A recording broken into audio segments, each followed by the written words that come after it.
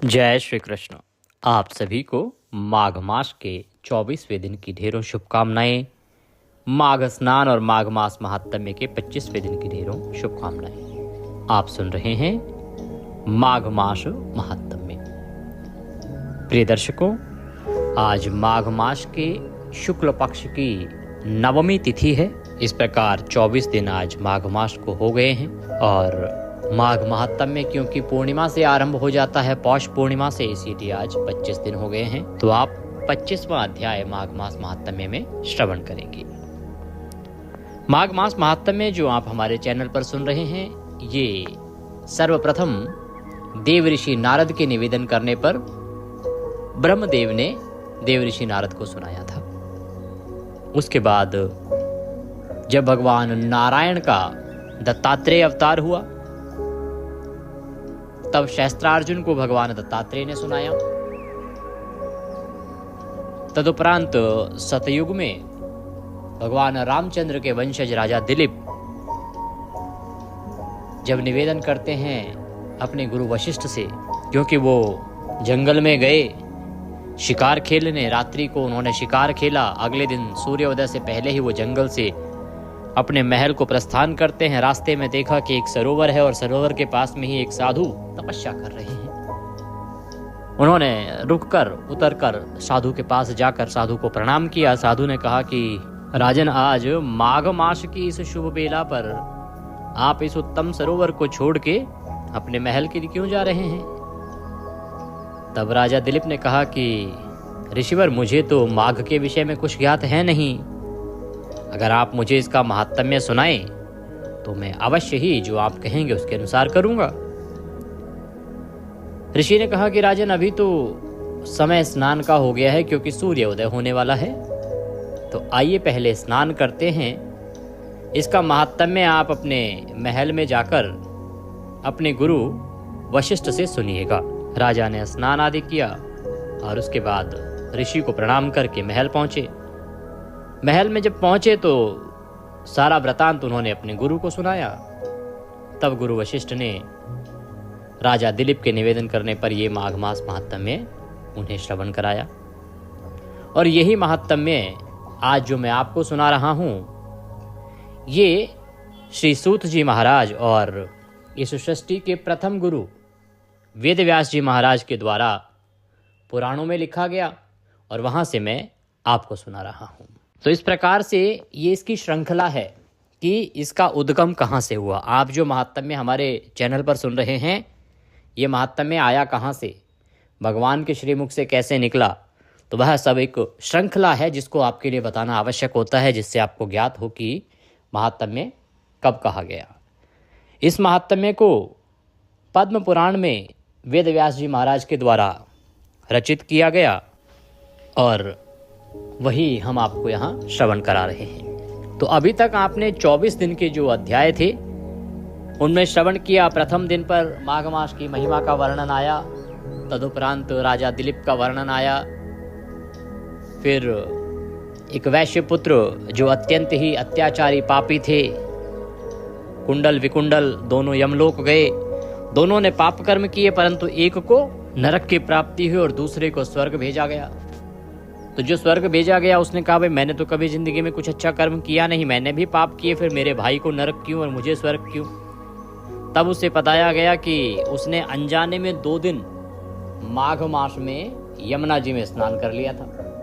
तो माघ स्नान का इतना पुण्य फल उसे प्राप्त हुआ कि एक दिन के स्नान के फल से उसके सारे जो पाप थे वो नष्ट हो गए और दूसरे दिन के स्नान के पुण्य फल से उसे स्वर्ग प्राप्त हुआ। फिर विकुंडल के निवेदन करने पर यमदूतों के माध्यम से भगवान ने बताया कि मनुष्य को माघ मास में क्या कर्म करने चाहिए, मनुष्य ऐसे क्या कर्म करे इस पृथ्वी पर जिससे कि वो नरक में ना जाए, इस पृथ्वी पर रहते हुए कैसे जीवन यापन करना चाहिए, जिसमें प्रमुख रूप से है मन से, वाणी से और शरीर से किसी को भी आहत नहीं करना चाहिए। अर्थात वाणी से कभी किसी के प्रति कटु शब्द ना कहो, अपशब्द ना कहो, मारपीट ना करो, अहिंसा का पालन करना चाहिए और मन में किसी के प्रति बुरे विचार लाना उत्तम नहीं होता। जब आप इन नियमों का पालन करते हैं, सदाचार का पालन करते हैं, जो पथिक हैं अर्थात रास्ते में चलने वाले हैं उनके लिए प्याऊ लगवाते हैं, जल का प्रबंध करते हैं, या वृक्ष लगवाते हैं जिसकी छाया से होते हुए अनेकों लोग निकलते हों, अन्न दान करते हैं, ब्राह्मण की सेवा करते हैं, ब्राह्मण को दान देते हैं, ज्ञानी ब्राह्मण को सदा सम्मान देते हैं, प्रभु की भक्ति करते हैं, तो ऐसे लोग कभी नरक में नहीं जाते। यमदूतों के द्वारा भगवान ने कहा कि जो एकादशी का व्रत करता है वह मनुष्य भी कभी नरक नहीं जाता, और जो सालिग्राम भगवान की पूजा करता है, सालिग्राम भगवान को स्नान कराता है, जल अर्पण करता है, वह भी कभी नरक में नहीं जाता। तो इस प्रकार से अनेकों वृतांत आए, क्योंकि इसी उसमें कि क्या करना चाहिए करीब 4 से 5 अध्याय हमारे इसमें निकले थे जो पुराण में वर्णित थे। फिर माघ मास की महिमा में आपने सुना कि कैसे एक अप्सरा अपने एक माघ स्नान का पुण्य फल एक राक्षस को देके और उसकी राक्षस योनि से मुक्ति कराती है, केवल 1 वर्ष का माघ मास पुण्य फल देके। अभी वृतांत चल रहा था कि एक ब्राह्मण पुत्र जो बड़ा ही ज्ञानी है, विद्वान है, 5 कन्याएं जो उसकी ओर आकर्षित होती हैं, उसे प्राप्त करना चाहती हैं, ब्राह्मण कुमार उन्हें ना करता है, और जब वो उसको पकड़ लेती हैं, बांध देती हैं, तो वो उन्हें श्राप दे देता है कि तुम अभी पिशाचिनी हो जाओ। तो कन्याएं कहती हैं कि तुमने अकारण ही हमें श्राप दिया है, और हम तुम्हें श्राप देते हैं कि तुम भी पिशाच हो जाओ। तो इस प्रकार से वो 6 के 6 पिशाच हो गए, 5 कन्याएं, एक वह ब्राह्मण पुत्र। प्रभु कृपा से उसी समय वहां ऋषि लोमस का आना हुआ। लोमस ऋषि को ब्राह्मण पुत्र के जो पिता हैं, बड़े ही ज्ञानी विद्वान हैं, उन्होंने सब वृतांत सुनाया। तो उन्होंने कहा कि ठीक है, मैं इन्हें मुक्त कराऊंगा, इन्हें मेरे साथ माघ स्नान करना होगा। अब माघ स्नान में लोमस ऋषि जो है एक वृतांत सुना रहे हैं, प्रेत मोचन वृतांत सुना रहे हैं। वह अभी चल रहा था कि किस प्रकार से एक राजा था जो पहले प्रभु का भक्त था, फिर वो ढोंगियों के वश में हो गया, और ढोंगियों ने सिखाया कि विष्णु की पूजा करने से कुछ नहीं होता, केवल शिव की पूजा करो, और जो शिव की पूजा करता है उसे विष्णु को शत्रु समझना चाहिए। इस प्रकार के कर्म उसने किए, इस कारण से वह नरक में गया, बड़ी बड़ी यातनाएं उसने झेली। तदुपरांत उसे एक विकराल पिशाच का जन्म प्राप्त हुआ। वह मारा मारा फिर रहा था, क्योंकि जहां उसे पिशाच का जन्म मिला वहां पर न खाने को अन्न था, न पीने को पानी, केवल शीत ही शीत, बर्फ ही बर्फ थी। वहां से वह भटकता भटकता कई हजारों वर्ष के बाद एक उत्तम वन में पहुंचा, जहां परम भक्त देवद्युति का आश्रम था। देवद्युति कौन? इनका वृतांत भी पीछे आया था। भगवान नारायण के परम भक्त, जिन्होंने भगवान विष्णु को प्रसन्न किया और उनसे आशीर्वाद प्राप्त किया। तो उन्हीं देवद्युति के आश्रम के पास वो पहुंचा, देवद्युति से उनका वृतांत हुआ। यही वृतांत अभी चल रहा था, जिसे हम आगे आज बढ़ाएंगे। तो आइए अब कथा को आगे बढ़ाते हैं। आपसे निवेदन है कि ये माघ मास महात्म्य का वीडियो है, तो कृपया वीडियो को एक बार लाइक अवश्य कर दीजिएगा। परमेश्वर वासुदेव के कृपा प्राप्त करने के लिए कमेंट बॉक्स में अवश्य लिखिएगा ओम नमो भगवते वासुदेवाय या जय श्री हरि। हरि के ये नाम, हरि के ये मंत्र जितने लिखे जाते हैं उतना कल्याण होता है। आप देख रहे हैं देवभूमि ज्योतिष संस्थान का प्रतिष्ठित यूट्यूब चैनल देवभूमि धार्मिक। हम यहाँ पर सभी व्रत और त्योहारों की सही शास्त्रीय जानकारी प्रदान करते हैं। ज्योतिष शास्त्र और पंचांग के आधार पर आपको बताते हैं कौन सी तिथि कब है, व्रत आदि कब करना है, क्या विधि है, क्या नियम है और क्या गलती नहीं करनी है। यदि आप सभी व्रत और त्योहारों की सही शास्त्रीय जानकारी पाते रहना चाहते हैं तो कृपया चैनल को सब्सक्राइब कीजिए और बेल आइकन को प्रेस कीजिए। जब आप सब्सक्राइब का बटन दबाएंगे तो वहाँ एक घंटी का निशान बना हुआ आएगा, उसे अवश्य दबाइएगा, तभी आपको हमारे सारे वीडियो प्राप्त होंगे, अन्यथा आपसे जानकारी छूट जाएगी। प्रिय दर्शकों, अब आप हमारे साथ व्हाट्सएप के माध्यम से भी जुड़ सकते हैं। वीडियो के अंत में एक नंबर आएगा, उस पर व्हाट्सएप मैसेज लिखिए अपना नाम और कहिए कि आपके नंबर को व्हाट्सएप ग्रुप में ऐड कर दिया जाए, तो हम आपको अपने व्हाट्सएप ग्रुप में ऐड करेंगे और वहाँ आपको सभी वीडियो सीधे मोबाइल पर आते रहेंगे। इसका लाभ ये होगा कि हम जो दिन में 4 वीडियो अपलोड करते हैं वो चारों के चारों आप तक पहुँचेंगे। अभी क्या होता है कि आप जब YouTube देखते हैं तो एक वीडियो, कोई 2 वीडियो मिलते हैं आपको, बाकी सब रह जाते हैं। साथ ही जब कोई महत्वपूर्ण तिथि, व्रत आदि होता है तो उसके रिमाइंडर भी हम डालते हैं कि कल क्या है, क्या नहीं है, क्या करना है, तो पूरी जानकारी आपको मिलती रहेगी। अवश्य ही आप हमारे साथ व्हाट्सएप पे जुड़िए। ग्रुप में ना जुड़ना चाहें तो आप लिखिएगा कि आपको व्यक्तिगत रूप पे भेजा जाए, तो हम आपको व्यक्तिगत भी आपको व्हाट्सएप पर भेजते रहेंगे। आइए अब भगवान नारायण का ध्यान करते हुए, परम पूज्य गुरुदेव के चरणों की वंदना करते हुए कथा को आगे बढ़ाते हैं। शांतकारं भुजगशयनं पद्मनाभं सुरेशं विश्वधारं गगनसदृशं मेघवर्णं शुभांगं लक्ष्मीकान्तं कमलनयनं योगिर्विन्दनगम्यं वन्दे विष्णुं भवभयहरं सर्वलोकैकनाथं। बोले विष्णु भगवान की जय। गुरुर्ब्रह्मा गुरुर्विष्णु गुरुर्देव महेश्वरः गुरुर्साक्षात् परब्रह्म तस्मै श्री गुरुवे नमः। बोले गुरुदेव महाराज की जय। या देवी सर्वभूतेषु मां सरस्वती रूपेण संस्थिता नमस्तस्यै नमस्तस्यै नमस्तस्यै नमो नमः। बोलिए सरस्वती महारानी की जय। बोलिए प्रथम पूज्य गणेश जी महाराज की जय।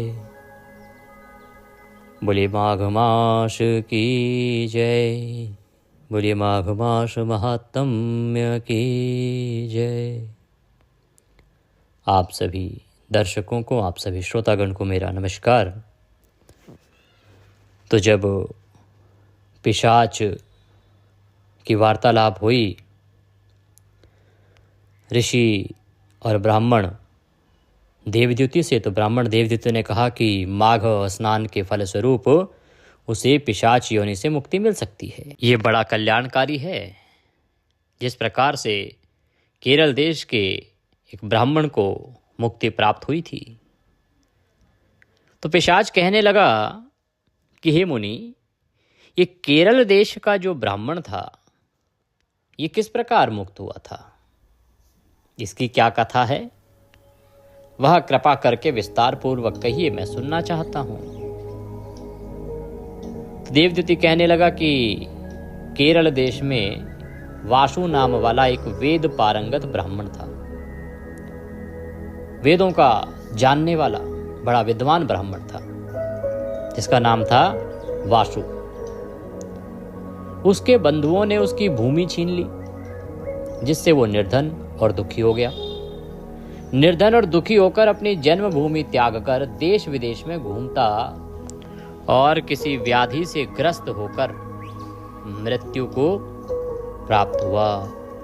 कहते हैं कि उसके जो बंधुजन थे उन्होंने उसकी जमीन छीन ली। अब जमीन छीन ली तो वो करे क्या बेचारा, क्या खाए क्या उपजाए, उसे परेशान भी करते थे।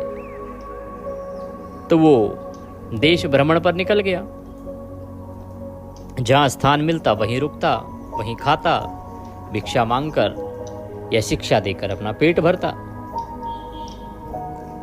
इसी प्रकार से समय व्यतीत करते करते देश विदेश में घूमते घूमते परेशानियों से ग्रस्त होकर उसकी मृत्यु हो गई। अब उसका कोई बांधव तो था नहीं, अर्थात कोई भाई बंधु था नहीं, तो कोई बांधव ना होने के कारण उसकी ऑर्थोवैदिक क्रिया नहीं हो पाई और ना ही उसकी दाह क्रिया हुई। इस प्रकार क्रिया के लोप होने से निर्जन वन में प्रेत होकर चिरकाल तक फिरता रहा। कहते कि भाई उसकी जहां मृत्यु हुई वहां उसका कोई ना पहचान का था, ना उसका भाई था, ना कोई बंधु था, अनजान स्थान था और ऐसे वीरान में उसकी मृत्यु हुई जहां किसी को पता भी नहीं चला। तो इस कारण से ना तो उसका अंतिम संस्कार हो पाया, ना ही विधि विधान से जो क्रिया कर्म होते हैं बाद के 13 दिन के वो पूर्ण हो पाए। अब क्योंकि उसकी अंतिम क्रिया जो है ऑर्थोवैदिक क्रिया नहीं हुई थी, उसका विधि विधान से दाह संस्कार नहीं हुआ था, दाह क्रिया नहीं हुई थी, इस कारण से वो बड़ा विद्वान होते हुए भी प्रेत योनि को प्राप्त हुआ। इसमें उसके पापों का दोष नहीं था, इसमें दोष था क्रिया के ना हो पाने का। इसीलिए हम सदा कहते हैं कि जब मनुष्य मृत्यु को प्राप्त हुआ है तो उसके बाद के क्रियाकलाप है ना, वो सही प्रकार से होने चाहिए। अन्यथा आत्मा जितनी मर्जी धर्मपरायण क्यों ना रही हो, जब तक आप उसको मार्ग ही नहीं देंगे जाने का, वो जाएगी कैसे। इसीलिए उसके अंतिम समय के जो क्रियाकलाप हैं, ऑर्थोवैदिक क्रिया है, वो ठीक से हो, संस्कार ठीक से हो, तब उसका मार्ग प्रशस्त होता है। तो वो ब्राह्मण प्रेत बन गया और प्रेत होकर चिरकाल तक फिरता रहा, बहुत लंबे समय तक, अनेकों वर्षों तक वह इसी प्रकार से निर्जन वन में भटकता रहा। शीत ताप भूख प्यास के दुख से हाहाकार करता हुआ वहां नंगे शरीर रोता फिरता था, परंतु उसको कहीं सद्गति दिखाई नहीं देती थी। गरुड़ पुराण में भी वर्णन आता है कि जब आत्मा शरीर त्याग देती है तो वह ऑर्थोवैदिक क्रिया के लिए इसी पृथ्वी पर निवास करती है, उसे यहाँ रहना होता है और जब उसकी ऑर्थोवैदिक क्रियाएं पूरी हो जाती हैं तभी उसे आगे का मार्ग प्राप्त होता है। अब क्योंकि उसकी ऑर्थोवैदिक क्रिया नहीं हुई, दाह संस्कार नहीं हुआ, तो जो आत्मा है वो प्रेत बनकर वहीं भटकने लगी। वन था, वन में ठंड भी बहुत होती थी और गर्मी में गर्मी भी बहुत होती थी, भूखा प्यासा। इस प्रकार से वह जो प्रेत था वो नंगे बदन रोता फिरता था, बेचारा कष्ट में था और उसे कहीं कोई सद्गति भी दिखाई नहीं देती थी कि कैसे उसे इससे मुक्ति प्राप्त होगी। सर्वथा दान ना देने से वह अपने कर्म फल भोगता था। अब क्योंकि उसने वेद तो पढ़े थे परंतु कभी दान नहीं दिया था और दान नहीं देने के कारण उसे कोई सुविधा प्राप्त नहीं हो रही थी। जैसा मैंने बताया, आपको पहले भी बताया, पुराण कहते हैं कि आप जो इस जीवन में दान देते हैं ये मृत्यु के पश्चात मनुष्य के जीवन में काम आते हैं।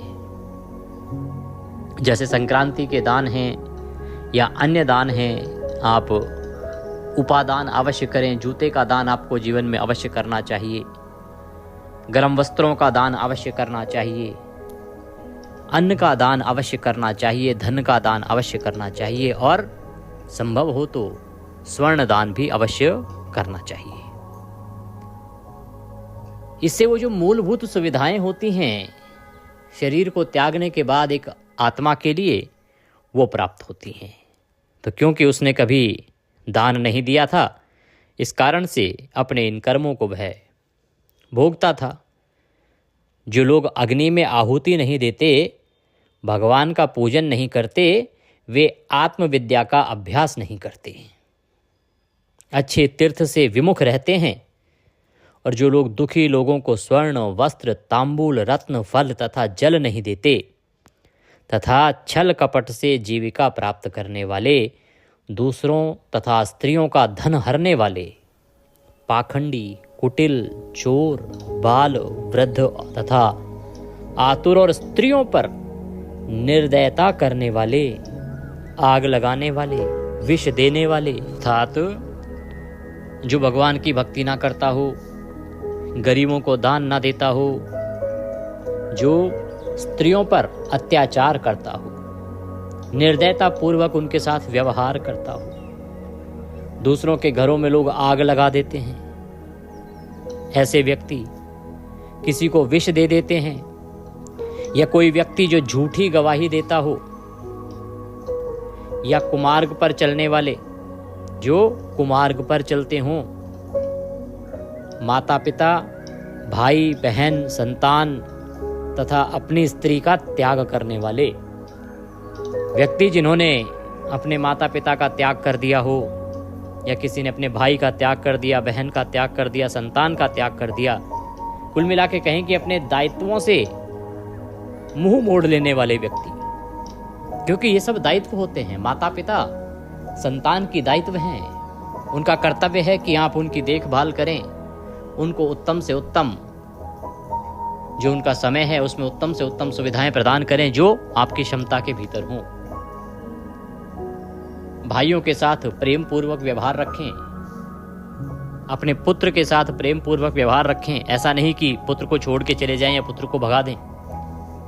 पुत्र के साथ प्रेम पूर्वक व्यवहार रख, जिस प्रकार से एक पुत्र का यह दायित्व है कि वह माता पिता के साथ उत्तम व्यवहार करे और उत्तम प्रकार से माता पिता का पालन करे, वैसे ही एक माता पिता का कर्तव्य है कि वह अपने पुत्र को कभी ना त्यागे। जो पुत्र को त्याग देते हैं उनके लिए भी सद्गति नहीं कही गई है, क्योंकि ये दायित्व हैं। ऐसा नहीं कि माता पिता वृद्ध हो गए हैं तो वो अपनी संतान को त्याग दें, या जब नौजवान है तब किसी संतान का त्याग कर दें। ये समाज के विरुद्ध है, और जब आप समाज विरुद्ध कार्य करते हैं तो वह पाप होता है। अपनी स्त्री का त्याग कर देना, लोग अपनी स्त्री को त्याग देते हैं, चले जाते हैं कहीं, ऐसे मनुष्यों की सद्गति नहीं होती। आज नहीं तो कल जाना परमात्मा के पास है। कितने दिन आप जी लेंगे? आपको लगता है कि आपकी धर्मपत्नी आपके अनुसार नहीं चल रही है, या हो सकता है किसी को लगता है ओहो नहीं, मैं तो और सुंदर स्त्री प्राप्त कर सकता हूं तो इसके साथ क्यों रहूं। कोई भी कारण हो सकता है उनका जो कि अनैतिक हो, अर्थात स्त्री के अंदर कोई अवगुण ना हो, फिर भी आप त्याग कर दें उसका, तो आपको सद्गति प्राप्त नहीं होगी, आपको पाप लगता है। तो इस प्रकार के जो लोग हों जो सब तीर्थों में दान लेते हैं, ऐसे ब्राह्मण, पालन करने वाले, स्वामी को त्यागने वाले, गौर तथा भूमि के चोर, वेदों की निंदा करने वाले, वृथा द्रोह करने वाले, बिना वजह के अकारण ही द्रोह कर देते हैं, पशु पक्षी जीवों जानवरों को मारने वाले, हत्या करने वाले, हिंसा करने वाले, जो देवता गुरु इनकी निंदा करते हों। कभी देवताओं की निंदा नहीं करनी चाहिए, गुरु की निंदा नहीं करनी चाहिए। आज के आप देखिए बच्चे, छोटे छोटे बच्चे, मैं बड़ा हैरान रहता हूं साहब, छोटे छोटे बच्चे। हम जब शिक्षा ग्रहण कर रहे थे, शिक्षा अध्ययन में थे, हम अपने गुरुजनों को वंदना करते थे, उनके चरण छूते थे। आज चरण छूना तो छोड़िए, गुड मॉर्निंग भी नहीं, आजकल तो बस गुरु की पीठ पूछे पता नहीं क्या क्या बातें करते हैं बच्चे, कैसे कैसे नाम रखते हैं उनके। हैरानी की बात यह है कि बहुत से माता पिता भी इसमें बच्चों को सहायता अर्थात उसका आनंद लेते हैं। बच्चा कहेगा हमारे इस टीचर को हम ऐसे बोलते हैं, हाँ हाँ हाँ, हंस के और उसको उत्साहित करते हैं कि हाँ बहुत अच्छा है, मजाक बनाइए। ये अनुचित है, ये दो प्रकार से अनुचित है। अगर आप अधिक पढ़े लिखे हैं तो भी मैं आपको बताता हूं कैसे अनुचित है, और अगर आप सामान्य व्यवहार की बात करें, शास्त्रों की बात करें तो भी ये अनुचित है। शास्त्र कहते हैं कि गुरुजनों को सदा सम्मान करना चाहिए, जो आपको पढ़ा रहा है उसको सम्मान देना चाहिए। अब लोग कहेंगे जी अगर बच्चे ऐसा कर रहे हैं तो इसमें क्या है, धर्मों में तो लिखा ही होता है। देखिए दो प्रकार हैं इसके, पहली बात तो क्योंकि हमारा धर्म ये नहीं सिखाता कि हमें गुरुजनों का अपमान करना चाहिए या गुरुजनों को मजाक का विषय बनाना चाहिए। अब कुछ अधिक पढ़े लिखे हो जाते हैं, वो कहते हैं ना हम नहीं मानते इन बातों को। तो आप इस बात को तो मानेंगे कि आपके बच्चे का भविष्य अच्छा हो, एक अच्छा सामाजिक नागरिक बने, एक अच्छा सिटीजन तो बनाना चाहेंगे आप उसे। ये तो आपकी इच्छा होगी, आप जितना मर्जी पढ़ लिख जाएं, जिस मर्जी सब्जेक्ट से पढ़ें आप, कोई भी विषय क्यों ना हो, पर हर एक माँ बाप ये तो चाहता है कि उसका बच्चा एक अच्छा सिटीजन बने, क्योंकि अच्छा सिटीजन नहीं बनेगा तो जाएगा जेल में ही। तो आप ये तो चाहेंगे कि आपका बच्चा आगे बड़ा होकर आपका सम्मान करे, बड़ों का सम्मान करे, इतना तो हर कोई चाहेगा। इसकी शुरुआत, इसकी नींव यहीं से, स्कूल से शुरू होती है। जब आप उस बच्चे को उस समय बढ़ावा देते हैं गुरुजनों का मजाक बनाने में, तो कल वो आपका मजाक बनाएगा, अपनी माँ का मजाक बनाएगा, बहन का, भाइयों का मजाक बनाएगा, आपके वृद्धजन जो होंगे उनका मजाक बनाएगा, इस समाज का मजाक बनाएगा, भगवान का मजाक बनाएगा। किस किस के लिए रोकेंगे आप? इसीलिए जब बच्चे इस प्रकार का कोई भी उद्दंड कार्य करें, माता पिता का कर्तव्य है कि प्रेम से उन्हें समझाएं कि ये उचित नहीं है। गुरुजनों की इज्जत करनी चाहिए और सम्मान करना चाहिए उनका। जो शिक्षक है उसका सम्मान किया जाना चाहिए। ये पद है, शिक्षा जो दे रहा है आपको, यहाँ से एक बच्चे की नींव की शुरुआत हो रही है। और जब हम उनको रोकते नहीं हैं तो फिर वो अंधकार की ओर बढ़ते हैं, क्योंकि आज जो बच्चे हैं कल का वो हमारा भविष्य हैं। आज हम उन्हें जिस प्रकार की आदत डाल देंगे, कल वैसा ही समाज वो निर्माण करेंगे। तो आज आप अगर उन्हें ये छूट दे देंगे करने की, तो कल वो उसी प्रकार का समाज निर्मित करेंगे और उससे आगे वाली पीढ़ी और एक स्टेप आगे बढ़ेगी। और इस प्रकार से धीरे धीरे धीरे धीरे समय आएगा जब समाज नष्ट हो जाएगा। हम मनुष्य हैं, मनुष्यों का कर्तव्य होता है कि समाज को कुछ दे के जाएं। परमात्मा सबसे बड़ा हिसाब ये मांगते हैं एक आत्मा से कि आपको मैंने मनुष्य बना के पृथ्वी पे भेजा, आप समाज को क्या दे के आए? भूल जाइए आपने भक्ति नहीं की, कोई बात नहीं, पर समाज को दिया क्या आपने? मैंने मनुष्य क्यों बनाया? परमात्मा मनुष्य बनाते हैं इसके लिए जिससे कि आप समाज को कल्याण करके जाएं, कुछ समाज को कुछ दे के जाएं। इसके लिए हमारा कर्तव्य बनता है कि हमें एक अच्छे बच्चों की परवरिश करनी चाहिए, अच्छे संस्कार देने चाहिए। और अच्छे संस्कार का अभिप्राय यही है कि आज भी इसकी आवश्यकता है कि हाँ, गुरुजनों की वंदना की जाए, गुरुजनों को सम्मान दिया जाए। मैं उस विषय पर भी आ सकता हूँ आने को तो कि हाँ, गुरुजन भी आजकल बहुत उद्दंडता से बर्ताव करते हैं, उन्हें भी अपनी सीमाओं का ध्यान रखना चाहिए। उन्हें भी ये ध्यान रखना चाहिए कि वो गुरु हैं। अगर गुरु भ्रष्ट होंगे तो शिष्य भी अनुचित करेंगे। परंतु अगर हम उस सिक्के के पहलू को देखेंगे तो अपने जो विद्यार्थी हैं उनको भी समझाना आवश्यक है, क्योंकि इतने गुरुजनों में कुछ प्रतिशत ही हो सकते हैं जो दोषी हों, पर आज के समय में 90% बच्चे गुरुजनों का सम्मान नहीं करते। ये बड़ा सवाल है। जब बच्चे स्कूलिंग में ही जो छोटी अवस्था है उसी समय सम्मान करना बंद कर देंगे तो बड़ी अवस्था में नहीं कर पाएंगे। इस पे ध्यान देने की आवश्यकता है। ये विषय मैंने इसलिए बताया क्योंकि पुराण में वर्णन आया कि जो गुरुजनों की सेवा नहीं करते, जो गुरुजनों के आदेशों का पालन नहीं करते या जो गुरु की अवज्ञा करते हैं, वो बड़े पापी कहलाते हैं।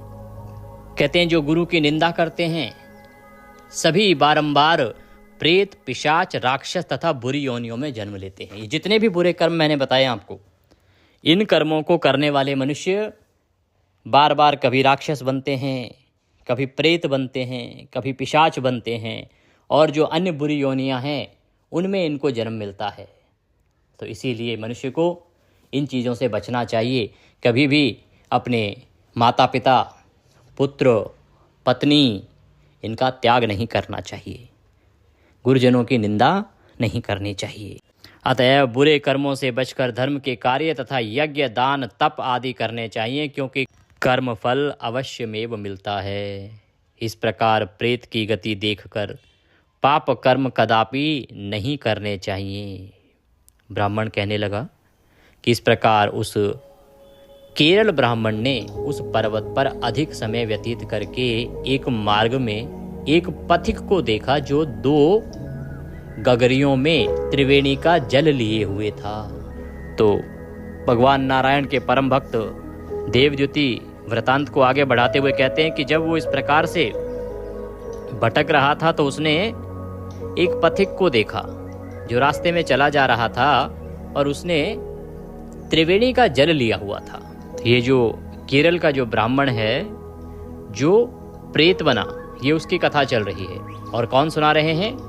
भगवान नारायण के परम भक्त। किसे सुना रहे हैं? एक पिशाच को सुना रहे हैं कि जब उस प्रेत ने उस पथिक को देखा जो 2 गगरियों में त्रिवेणी का जल लिए हुए था, आनंद पूर्वक भगवान के चरित्र का गान कर रहा था, भगवान का चरित्र गाते हुए चला जा रहा था।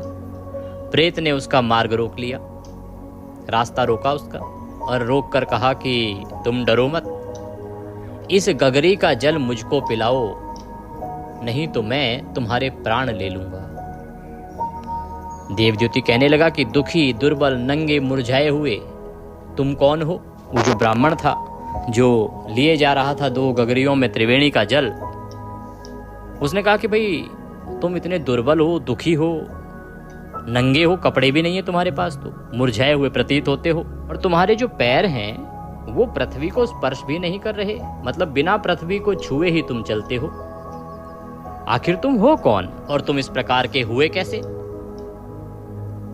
तब यह वचन सुनकर वह कहने लगा कि हे बंधु, मेरे ऐसे होने का कारण सुनो। मैंने कभी ब्राह्मणों को दान नहीं दिया, अत्यंत लोभी, क्रियाहीन, दूसरे के अन्न से पलने वाला था, ब्राह्मण था। मैं केवल विद्या मैंने अध्ययन किया, उसके बाद कोई सदकर्म नहीं किया। दूसरों का केवल दान लेता था, दूसरों से अन्न लेता था, मांगता था और उसी से अपना भरण पोषण करता था, खाता था। कभी मैंने दान की ओर सोचा ही नहीं कि मुझे भी दान देना चाहिए। मेरे अंदर लोभ की भावना बहुत अधिक बढ़ती जा रही थी। कोई क्रिया मैंने करी नहीं, मैं क्रिया से हीन था। मैंने कभी किसी को भिक्षा नहीं दी और ना दूसरे के दुख से दुखी हुआ। अगर कोई दूसरा दुखी होकर मेरे सामने आता था तो मैं कभी उसके दुख में दुखी नहीं होता था। कभी मैंने प्यासे प्राणियों को जल नहीं पिलाया। जहाँ मैं रहता था वहाँ पर कभी मैंने ऐसा प्रयास नहीं किया कि कोई प्यासा प्राणी आए तो मैं उसे जल पिला दूँ। मैंने ना कभी किसी को छाता दान किया, ना मैंने कभी किसी को जूता दान किया, ना किसी को जल का पात्र दान किया। पान या औषधि भी किसी को नहीं दी। ना मैंने अपने घर में कभी किसी अतिथि को ठहराकर उसका सत्कार ही किया। अंधे, वृद्ध, अनाथ और दीनों को मैंने कभी अन्न से संतुष्ट नहीं किया और ना ही किसी रोगी को रोग मुक्त होने में सहायता करी। ना कभी ब्राह्मणों को दान दिया, ना कभी अग्नि में हवन किया। वैशाख आदि मास जो अत्यंत गर्म होते हैं, मैंने किसी को ठंडा जल भी नहीं पिलाया और ना ही मैंने बड़ या पीपल का कोई वृक्ष लगवाया। ना किसी प्राणी को बंधन से छुड़ाया और कभी कोई व्रत करके शरीर को भी नहीं सुखाया। इस प्रकार मैंने अपने जीवन में कोई सत्कर्म किया ही नहीं। यहाँ ध्यान देने की बात है कि ये वो कर्म हैं जो मनुष्य का कल्याण करते हैं, मनुष्य का उद्धार करते हैं, जिनके विषय में मैं थोड़े पहले भी चर्चा कर रहा था कि मनुष्य को ये कर्म अपने जीवन में करने चाहिए। यही वो कर्म हैं जो मनुष्य को प्रेत योनि से बचाते हैं, जो मनुष्य को यम यातना से बचाते हैं, जो मनुष्य को यमलोक जाने से बचाते हैं। वह कहता है कि मैंने अपने जीवन में कोई सत्कर्म नहीं किया। बोले विष्णु भगवान की जय। इसी के साथ आज का यह अध्याय यहाँ पूर्ण होता है। कल हम इससे आगे का वृतांत श्रवण करेंगे, अगला अध्याय श्रवण करेंगे। ये बड़ा ही उत्तम और बहुत ही श्रेष्ठ वृतांत चल रहा है जो मनुष्य के कल्याण के लिए आवश्यक है। यहाँ से बहुत ज्ञान की बातें आपको प्राप्त होंगी, क्योंकि अब ये अंतिम दिन के अध्याय आरंभ हो गए हैं। अंतिम 5 दिनों के अध्याय हो गए हैं आरंभ। तो इनमें विशेष ध्यान दीजिएगा और प्रतिदिन अवश्य सुनिएगा। साथ ही अंतिम 5 दिनों में किस प्रकार से आप माघ स्नान का फल ले सकते हैं। जिन्होंने माघ स्नान अभी तक नहीं किया, केवल महात्म्य सुन रहे हैं, तो आपके लिए भी बड़ा कल्याणकारी है। अगर संभव है तो लास्ट के जो 5 दिन है ना, उनका स्नान कर लीजिए। ये भी आपको संपूर्ण माघ स्नान का फल दे सकते हैं। इसकी पूरी विधि मैंने आपको बताई है, वीडियो अपलोड किया है, उसका लाभ लीजिएगा। शास्त्र तो कहते हैं कि 3 दिन का स्नान भी यदि आप करते हैं तो वह भी आपको माघ स्नान का फल देता है। तो 3 दिन कीजिए, नहीं तो 5 दिन कीजिए, क्योंकि इस बार जो 5 दिन वाला है ना स्नान, वो केवल 4 ही दिन में पूर्ण हो जाएगा। क्योंकि वो स्नान जो 5 दिन का जो नियम होता है वो एकादशी शुरू होता है और पूर्णिमा पर पूर्ण होता है। इस वर्ष बीच में चतुर्दशी का क्षय हो गया है, इसीलिए एक तिथि घट गई है चतुर्दशी, तो 4 ही दिन के नियम रह जाएंगे। वो प्रयास कीजिए, क्योंकि माघ का स्नान वैसे भी काफ़ी देर से होता है। कार्तिक में तो स्नान करना होता है आपको 4 बजे, 4:30 बजे, 5 बजे तक। माघ स्नान यदि आप 6:30, पौने 7 तक भी कर लेना तो वो भी उत्तम है, क्योंकि माघ का स्नान सूर्य की लालिमा के साथ किया जाता है, जब सूर्य रक्त रंग में हो, अर्थात जब सूर्य उदित होने वाले हों। और अगर हम उत्तर भारत की बात करें, दिल्ली और आसपास के प्रदेशों की, तो लगभग 7:15 बजे सूर्य उदय हो रहे हैं अभी, और लगभग इसी समय में आगे 5 दिन भी होंगे। बाकी आप अपने राज्य के अनुसार समय देख लीजिएगा, उसके अनुसार निर्धारित कीजिएगा, करेंगे तो बड़ा उत्तम रहेगा। और माघ मास क्योंकि समापन की ओर है, अब इसका कैसे उद्यापन करना है, अंतिम दिन क्या करना चाहिए, क्या नहीं करना चाहिए, इसका वीडियो भी हमारा तैयार है, वह भी आपको शीघ्र ही प्राप्त हो जाएगा। माघी पूर्णिमा का वीडियो भी मैंने रिकॉर्ड कर दिया है, आपको जल्दी प्राप्त होगा। अभी क्योंकि गुप्त नवरात्रि का समापन दिवस है, तो उस पर भी ध्यान दीजिएगा। वीडियो अपलोड किया है मैंने आपके लिए कि किस प्रकार से चौकी आदि उठानी है, विसर्जन कब करना है। और क्योंकि गुप्त नवरात्रि 10 दिन की होती है, तो फिर माँ कमला का पूजन कब करेंगे, क्या चौकी पहले उठा देंगे बाद में पूजन करेंगे, क्या किस प्रकार से करना चाहिए, तो उस वीडियो को आप अवश्य देख लीजिएगा। कथा के निमित्त दक्षिणा आदि यदि कुछ भी अर्पित करना चाहते हैं तो आपकी स्क्रीन पर नंबर आ रहा होगा 900 से, उस पर भेज सकते हैं। साथ ही QR कोड भी दिया है, उसको स्कैन करके भी सीधा हमारे बैंक खाते में भेज सकते हैं। कुछ और कहना चाहें, पूछना चाहें तो कमेंट बॉक्स में लिख के पूछ लीजिएगा। और व्हाट्सएप पर नहीं जुड़े हैं तो अवश्य जुड़ जाइएगा। भगवान कृष्ण सब पर कृपा करें। हरे कृष्ण।